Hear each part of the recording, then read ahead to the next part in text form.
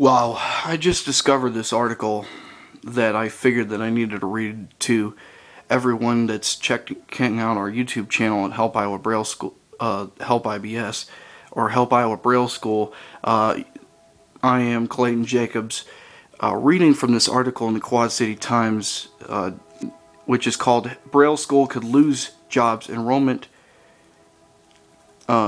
which is by James Q. Lynch of the Quad City Times, posted Sunday, February 13th, 2011, 4:18 p.m. If you notice when you go to this site, there's no comments on the article. I wonder why that is. But continuing, Des Moines, a plan to offer more intensive assistance to blind Iowans in their home communities could result in the elimination of 18 jobs at the Braille School in Vinton, as the number of long-term residential students at the Iowa Braille and Sight Saving School in Vinton has declined from 119 in 1972 to 73 to 5 today. The Board of Regents and school administrators have looked for other ways to meet the needs of blind Iowa children.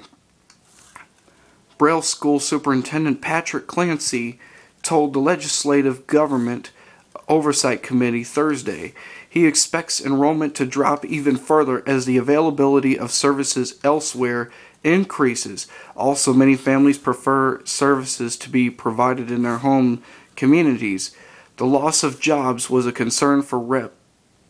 Don Pettingill, Mount Auburn, who represents most of Benton County.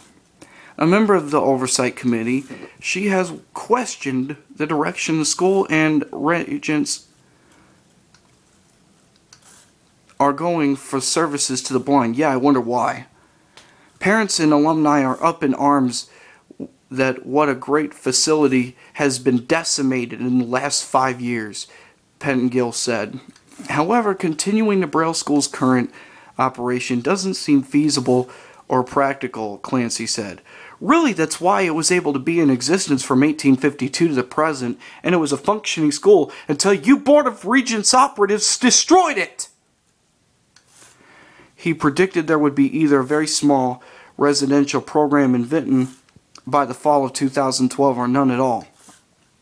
As residential services are discontinued, the Braille School will need fewer costs, custodians, dorm staff, maintenance workers, and paraeducators at the 55-acre 191,000 square foot Vinton campus.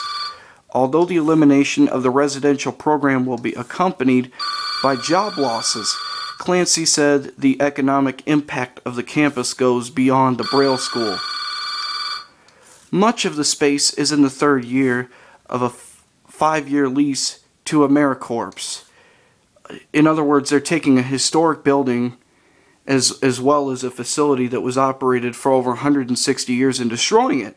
But that's all right according to them, because it's all about cutting costs, and so be it.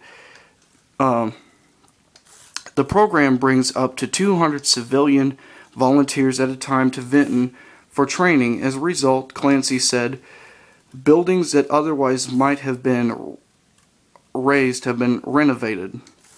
From a Vinton standpoint, a Benton County standpoint, there is a lot of benefit that comes out of that beyond the lease amount, Clancy said. Clancy recommended seeking more tenants. Employees have been made aware of the recommendations, Clancy said, and told that if they had other opportunities, they may want to consider them. Some employees may have opportunities for part-time work at the school, he said. As residential staff is eliminated, however, the school is likely to hire teachers and other staff to serve students throughout the state. Clancy offered 7 recommendations for an improved model of service to provide an intensity of service around the state that is hard to do now. He recommended partnering with local schools, area education agencies, and other agencies, even other states if necessary. Yeah, as if other states have the money and the funds to allocate to Iowa. I mean, really, come on now. What kind of crackpot nonsense is this? The recommendations are not about cost savings but cost effectiveness, Clancy said. Although the cost of the residential services has dropped. Yeah, I wonder why, when they forcibly tell parents and students that they can't attend the school.